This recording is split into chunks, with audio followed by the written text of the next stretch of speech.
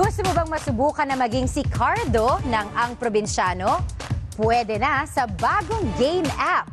Narito ang ating report.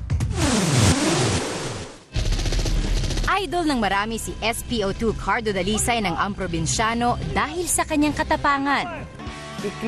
Ngayon, pwede ka na rin maging si Cardo sa pamamagitan ng FPJ's Ang Probinsyano mobile game app. Sa gaming app, kailangan kumpletuhin ni Cardo ang iba't ibang misyon, tulad ng pagligtas sa mga bata o kaya naman manghuli ng snatcher.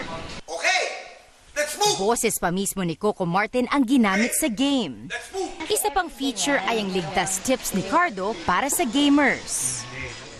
Kahapon, opisyal na pinirmahan ang kontrata ng partnership ng ABS-CBN at ng Celeb, isang games company na nag-develop ng laro. Coco was also a part of how this was developed, so we really, his inputs were part of how the game was developed. ABS is happy na it's been able to come up with another way for our audiences to enjoy our content, to understand the values that we wanted to impart. Napakadami ng downloads ng Ang Probinsyano. Yeah, close to 1 million since we launched last May 9.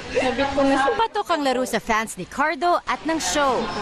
Maganda po yung mga ligtas tips kasi madaling intindihin yung text scam and mga parang budol-budol gang, parang paano makaiwas. Nagbibigay sa atin ng mga ligtas tips para makaiwas tayo sa sakuna gaya ng lindol.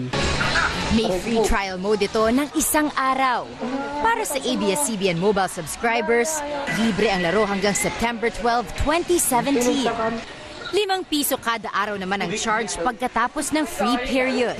Available ang app sa Android devices at madadownload sa Google Play Store. I-search ang Probinsyano.